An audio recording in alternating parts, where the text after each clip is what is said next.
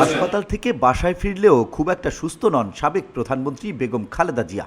শনিবার গুলশানের চেয়ারপারসনের কার্যালয়ে সাংবাদিকদের সঙ্গে মতবিনিময়কালে এক প্রশ্নের জবাবে বিএনপি মহাসচিব মির্জা ফখরুল ইসলাম আলমগীর একথা জানান। বিএনপি মহাসচিব বলেন, খালেদা জিয়া খুব সুস্থ নন, শুক্রবার তার টেম্পারেচার ছিল।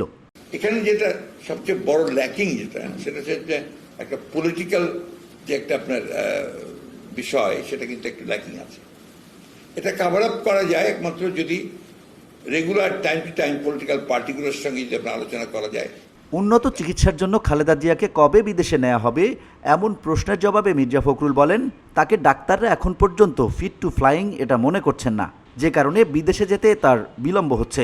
আর আমাদের দেশে আপনার এই ধরনের পরিবর্তনের পরে যেটা হয়, আগে হয়েছে সব দেশেই হতে হয়, একটা আপনার গভর্নেন্সে একটা সমস্যা দেখা দেয়, আপনার বিভিন্ন যে স্টেক হোল্ডার্স আছে তাদের মধ্যে সমস্যা দেখা দেয়, সুযোগ সন্ধানীদের মধ্যে একটা সুযোগ ব্যাপারে আসে, কেউ আপনার সেগুলোকে সুযোগ নিতে চান। এবং বাংলাদেশের কালচারের মধ্যে এটা আছে যে তদবির অসংখ্যভাবে বেড়ে যায়, সবাই তখন নতুন গভর্নমেন্টের কাছাকাছি যেতে চায়। আপনার এটা একটা বড় সমস্যা, কিন্তু যে কারণে আমি কথাগুলো বলছি। এর আগে রাজধানীর এভার কেয়ার হাসপাতালে 6 দিন চিকিৎসাধীন থাকার পর গত 18 সেপ্টেম্বর গুলশানের বাসায় ফেরেন খালেদা জিয়া। তার মেডিকেল বোর্ড হাসপাতাল থেকে ছাড়পত্র দিলেও বাসায় চিকিৎসকদের নিবিড় পর্যবেক্ষণে থাকতে হবে সাবেক এই প্রধানমন্ত্রীকে। ফ্যাসিবাদী সরকারের যারা মূল দায়িত্বে ছিলেন তারা তো ওই দায়িত্বে রয়ে গেছেন। এখনো তাদের সকলকে ওখান থেকে সরিয়ে আপনার যারা এই পরিবর্তনের পক্ষে বা নিরপেক্ষ লোকজনকে সব জায়গায় বসানো সম্ভব হয়নি।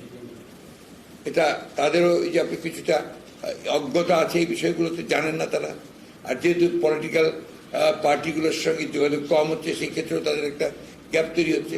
অধ্যাপক শাহাবুদ্দিন তালুকদারের নেতৃত্বে একটি বিশেষজ্ঞ মেডিকেল বোর্ড খালেদা জিয়াকে দীর্ঘদিন ধরে চিকিৎসা দিয়ে যাচ্ছেন। গত 12 সেপ্টেম্বর রাতে বিএনপি চেয়ারপারসনকে এভার কেয়ার হাসপাতালে ভর্তি করা হয়েছিল।